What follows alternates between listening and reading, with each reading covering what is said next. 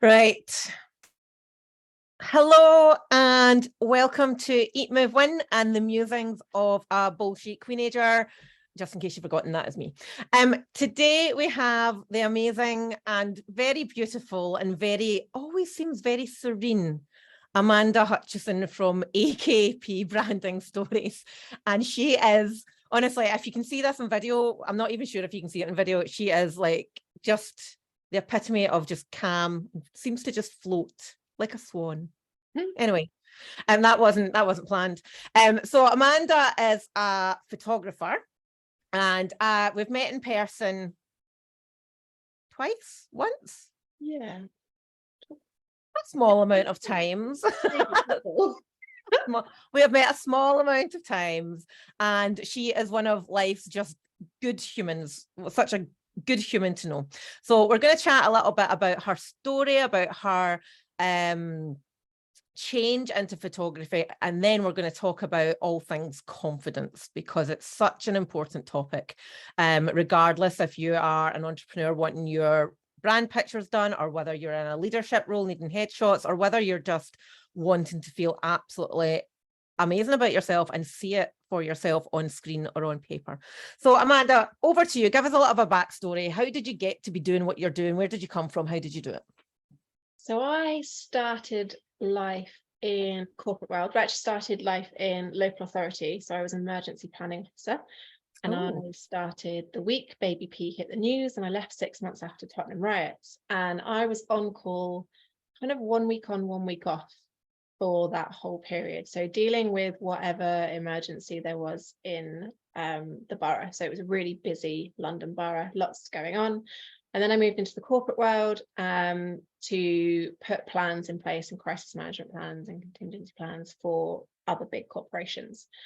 And so photography was my creative outlet for what was a really depressing job, because you're thinking of what is the worst that could happen all of the time. Oh God. And so, yeah, photography was this kind of creative outlet. Bought my first camera with one of my really early paychecks. And then when we got married, I didn't want to leave the wedding industry, and just thought, this is what I want to do. So and it's also a really happy day. Like, you very rarely, and I've never gone to a wedding where it's miserable, which was then the stark opposite to what was going on in my career, and that I was always dealing with this doom and gloom. Oh my God, your happy hormones must have been all over the place, like Monday to Friday, like, oh my God, the world is crumbling. And over the weekend, like, this is the happiest day of their life. Yeah, I mean, part of the reason that I ended up wanting to leave was that, especially leaving local authority, is like, I was always waiting for the next emergency. And I was like, it's not a good headspace to be in where you're looking forward to a crisis. And so I was like, I have to get out of this on-call role. And I got approached by an insurance broker to see whether or not I wanted to go into work for them. So, and it timed perfectly. But yeah, going from, kind of writing scenarios of all sorts of disasters and things to put corporate teams through their paces, and then on a weekend being at a wedding, it was very much highs and lows, but it set me up in good stead, because nothing flaps me on a wedding or on a shoot. And so, even if something's going late, or the bride's having a wobble about a supplier not turning up, I was like, it's fine, I'm chill, nothing phases me. Oh no, you're one of life's people that I don't understand. I am very, I feel it inside, and probably in my own personal life I don't regulate it as well as I do the rest of the outside world. My husband would probably attest to that.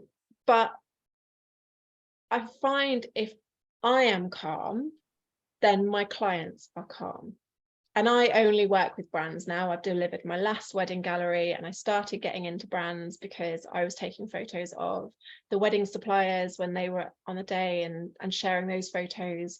And I found that I was enjoying the brand side much more than the wedding side. And I thought, this is where I want my business to go to, because every business is different. Even if they're doing the same thing, the values and how they show up and their personality comes through a lot more than it often does in weddings.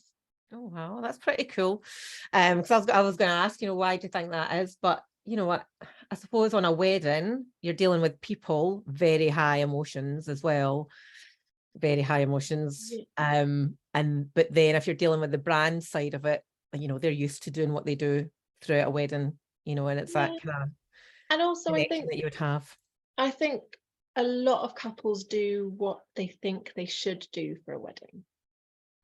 It's often very led by what families want, by what trends are, and for brands and businesses, they're just being themselves. And so I get to be more creative with that. I get to work with the brand to put that shoot together. Whereas for weddings, I'm capturing something as it unfolds. So although I love a wedding and I'm a big romantic, it's not actually that creative for me anymore. So it was time to go. I'm putting you on the spot here. What is the most ridiculous thing you've seen or captured at a wedding? The strangest request I've had is for somebody's mum to be removed from a photo. Oh, awkward. But actually, like, we've had no drama. Like, I've shooting weddings for what, longer. 2014 I started. I don't even know what year we're on now. 2023. I can't do the maths. We never had any like major dramas, like a few drunk people, but that's standard. You should do more weddings in Scotland, and then you'll see drunk people. I had a bride that could barely stand by the end of the wedding, and heckled her own husband during a speech, which was a little concerning, the drunkenness, when she wanted a sparkler exit. I genuinely worried that she'd set herself alight. But that's it. It's like, we've just had really, really lovely couples. Like, you hear lots of horror stories, and thankfully I didn't have any of those to deal with. So see, I think this is your calm and influence. As I said, you're just like a swan that floats through, all calm and poised, chilling out everyone else. It's you. My legs are going like hell, like keeping afloat. Oh, it's brilliant. So I want to talk about confidence. So one of our big missions is for all women to feel amazing, like regardless of size, shape, the feeling amazing and having that confidence is very much an internal thing. And this is one thing that I've always noticed with your photos. So I've never had photos taken by you, but when I look at all your photos of all your ladies, they all look so just genuinely happy, genuinely comfortable and confident in their own skin. Now, I've had brand photos taken, and I do not feel or look in any way as calm, poised, or confident those women. So how do you help people get into that place where you know that they are going to take a really good image of the best version of them? For me, a lot of it starts with planning. Like, we do so much work before the shoot so that they know exactly what is happening on the day. And I think this is where my background really helps, because I found with working with like big corporate CEOs, they were super nervous about going in front of the camera, not knowing what to do. And if you put a really good, robust plan in place, then they know what to expect, and then you feel calmer in your response to an emergency. And it's the same, like, for a lot of people, and I can probably count on one hand the number of people who, when they book the shoot, go, oh my God, I can't wait to have my photos taken. I love being in front of the camera. It's the best feeling in the world. Like, it's just, we're trained and conditioned to hate having our photo taken. From an early age, it's don't be vain. Smile nicely. I mean, what does that even mean? Smile properly. What is that like? It's just, for me, that looks like like if you and we're going to, like, my little boy has got the most amazing smile, and at some point I'm sure that's gonna turn into this really like cute, awkward smile. But I am never gonna say to him, smile properly, because how do you actually explain to a child how to smile? You open your mouth, you show your teeth, and you squint your eyes. Like, everyone's gonna look ridiculous doing that.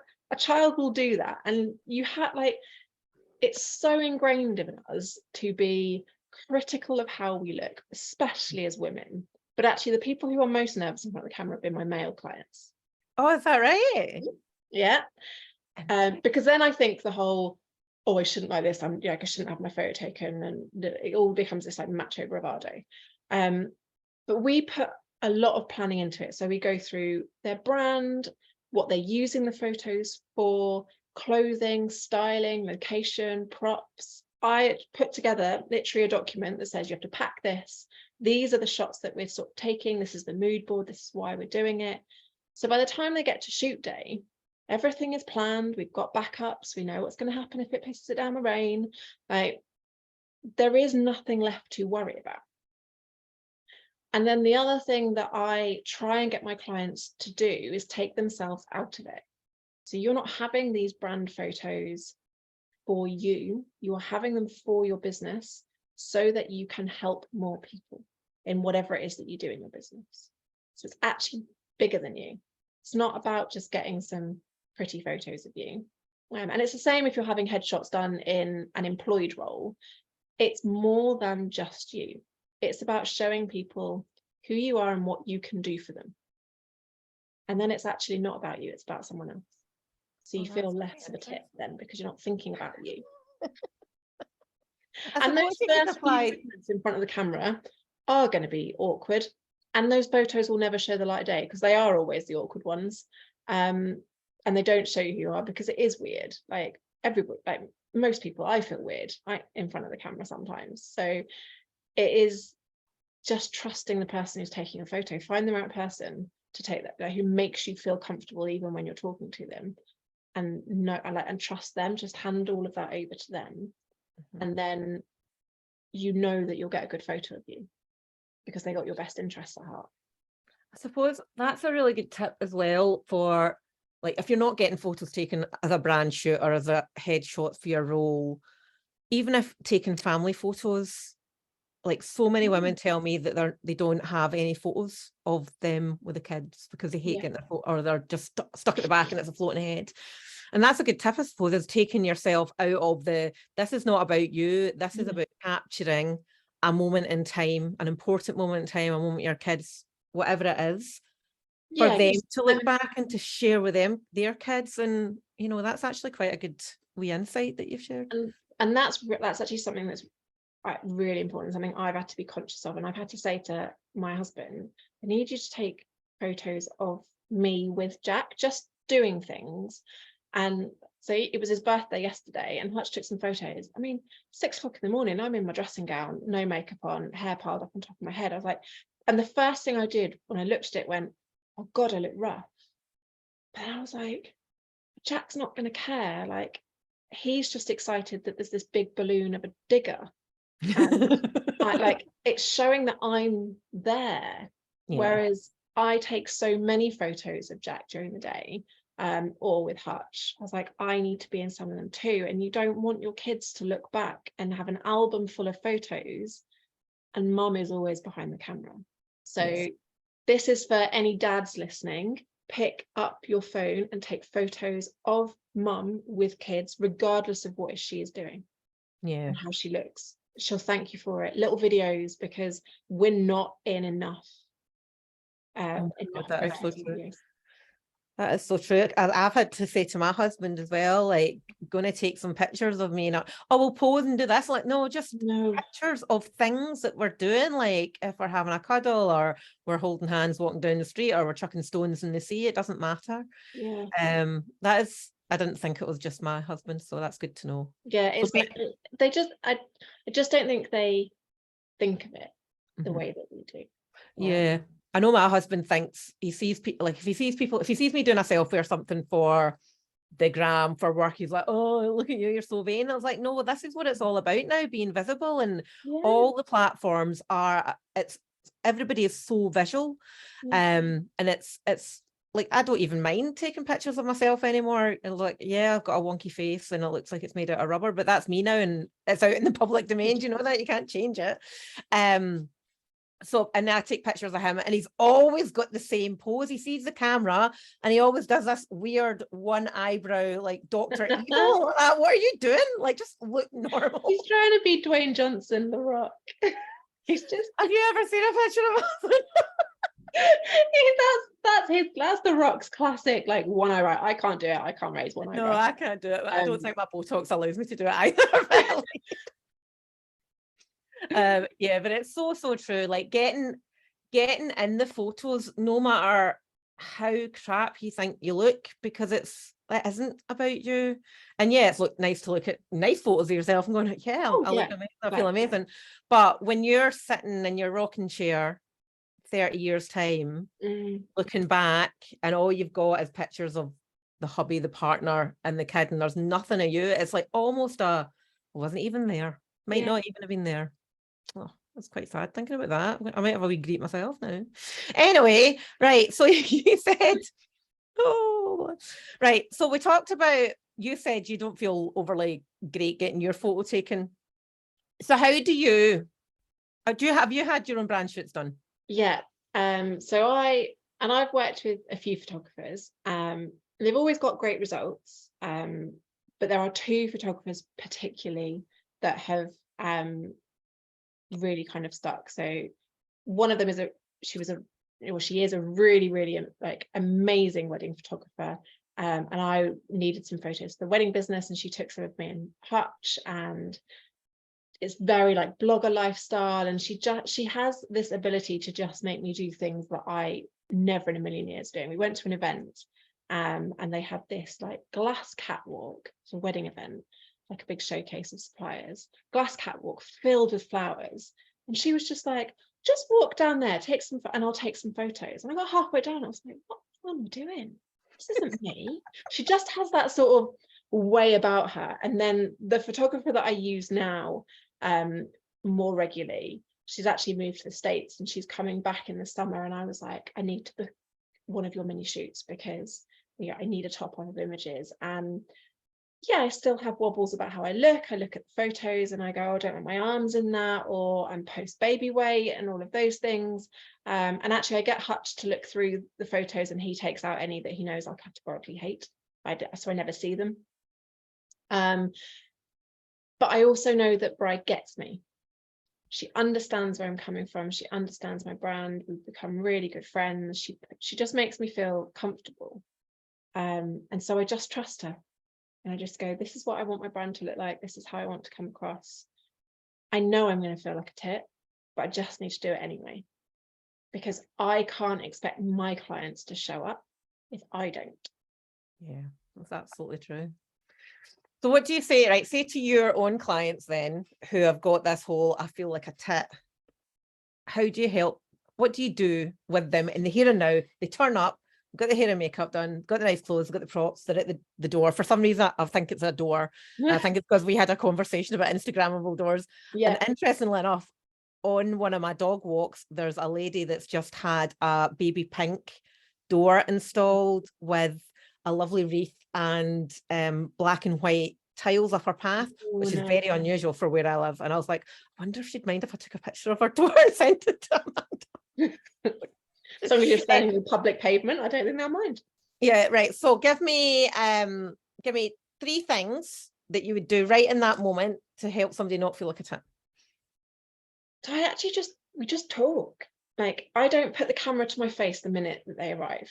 So we'll set the scene, I'll get them doing things. So quite often the photos that I start with are them doing something in their business. So if they're a maker, then I'll get them painting, or if they're in a kitchen, I'll get them kind of preparing food or having their laptops. They're not looking at me. They're just doing things, and I'm talking the entire time and they're chatting and I'm just snapping away, so that I'm getting all of those like doing photos, the behind the scenes images, while they get used to the sound of the click, click, click, click, click. And I'll take loads because we're still talking. I need to make sure I get the right facial expression. And then there's little things like if you're doing a photo where, say, somebody is pretending to deliver some training or pretending that they're giving a live or something like that, then you say 9. So you go 9, 9, 9, 9, because it looks like you're talking, but you're also smiling, because there's a lot of words that if you freeze frame them, you're like, your all face is screwed up and it's not a photogenic face. So just saying 9, it then gets them laughing, because they're like, what am I doing? Especially when I worked with my old makeup artist before she left me and retired. Oh, how dare she? She's half German, so she's like, you're just getting people to say no. And so she'd be like, this is ridiculous. But it's just, I think it's taking away that fear of the camera, because they don't really notice that I'm taking photos. And then as we go through the shoot, and you can kind of see that relax and the shoulders sort of dropping, that's when I'll start doing the like, right, now you're looking to camera, and we'll do some of the more posed, like PR shot portrait type things. But a lot of what I do is lifestyle photography, so I'm getting them to walk towards me, away from me, doing things, keeping their hands busy, because that's another thing. Like, and I was like, what do you do with these appendages? Where do they go? Yeah, so try and always have something to do with your hands. If not, just pretend that you're playing with a pea. It's called the commercial pea, and you're basically just rolling a pea between your fingers, or pretending to wash your hands, so that your hands are doing something even if you're not holding it, because you then you're concentrating on what your hands are doing, so that you don't feel that tension and that awkwardness in your face. Whereas if you're concentrating on the camera, then you get that like deer in headlights type shot. So, playing with jewelry, like pretending to wash your hands. So even if it's a kind of if you're having a headshot and you're just sort of stood there, just sort of play with your fingers, that kind of pretending to wash your hands. We did so much of that in lockdown, just relive that.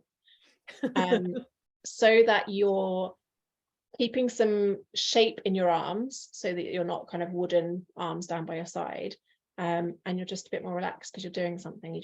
You're not freezing. So there's not really any like 3 solid tips that I do. It's just I just chat, and if I need to act like a fool behind the camera to get that laugh, I will do. And most of the time I'm in such ridiculous positions, or I'm climbed up onto something, that you can't take it seriously anyway, because like I'm crouched down, like squatting whilst perched on the edge of a sofa trying not to fall off. Like you can't be serious around that. Probably why most of my I really want to get my photos done by you. I think it would be hilarious.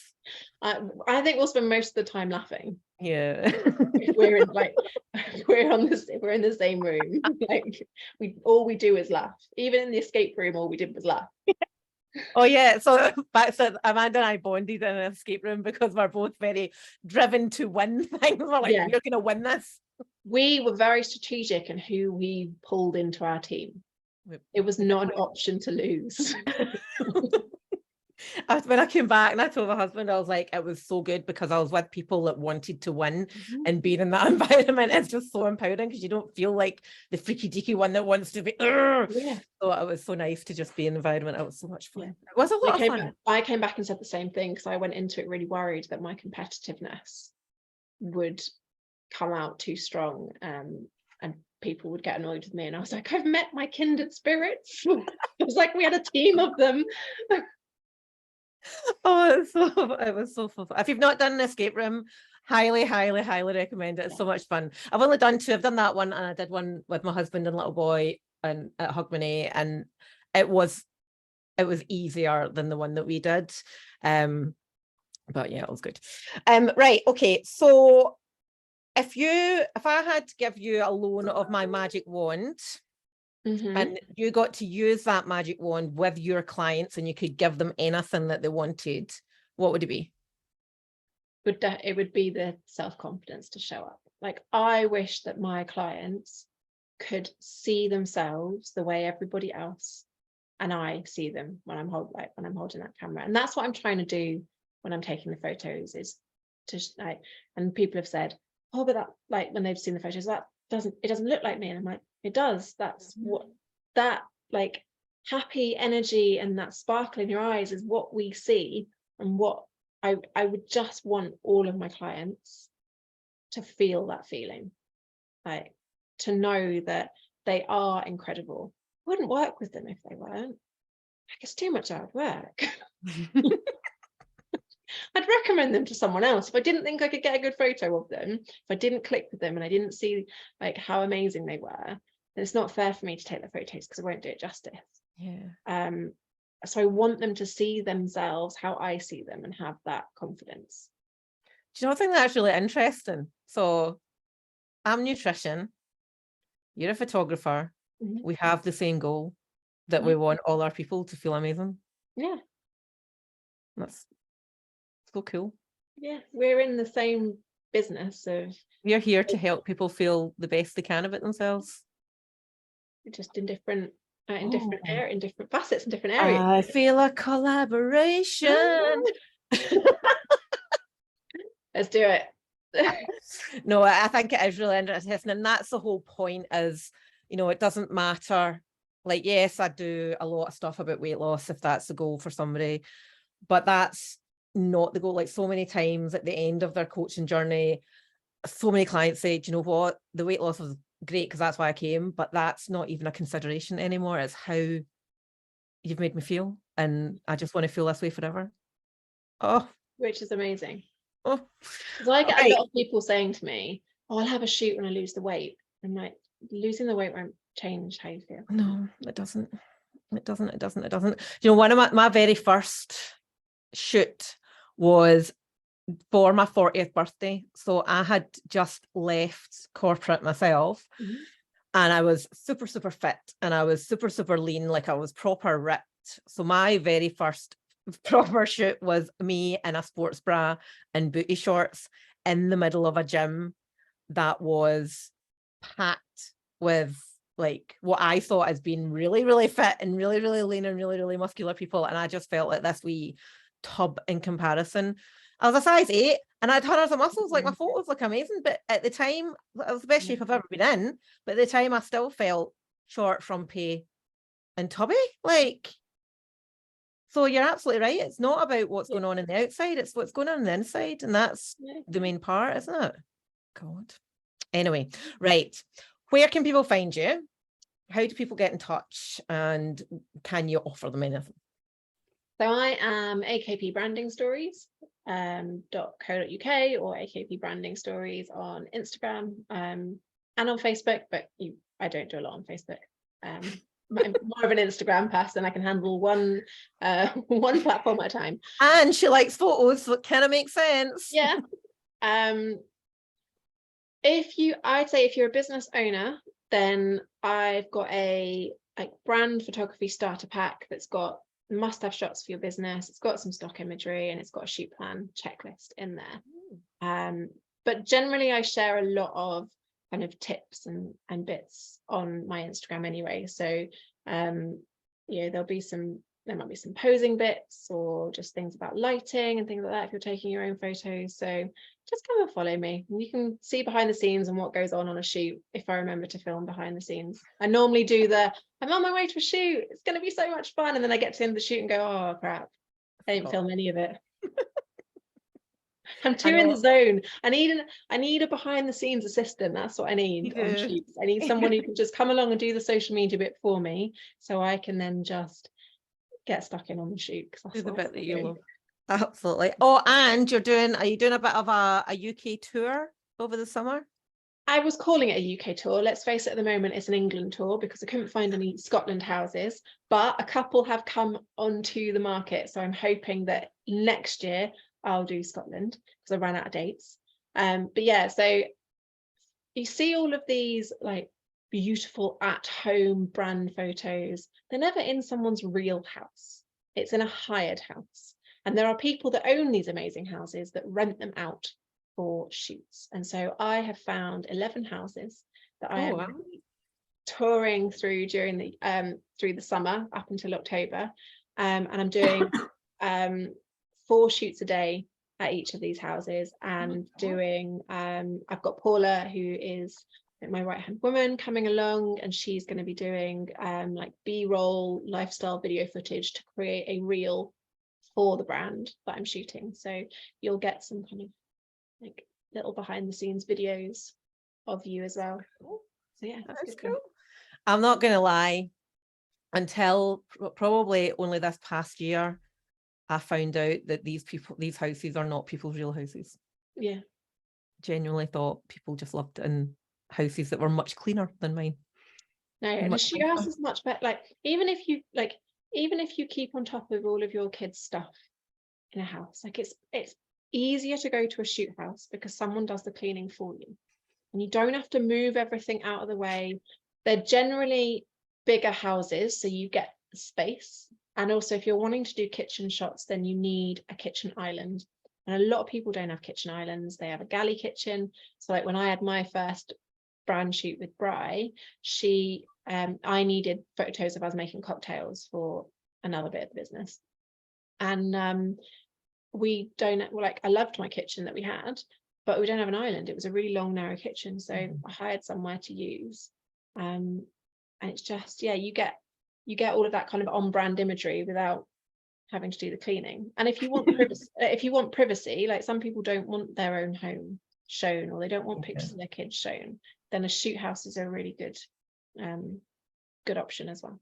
Yeah, perfect. Fab. Right, my lovely. Thank you very much. Really enjoyed that, which I knew I would, because I'm actually surprised we got any legible sentences out of each other without it resorting to absolute nonsense. So we did very well. We did well.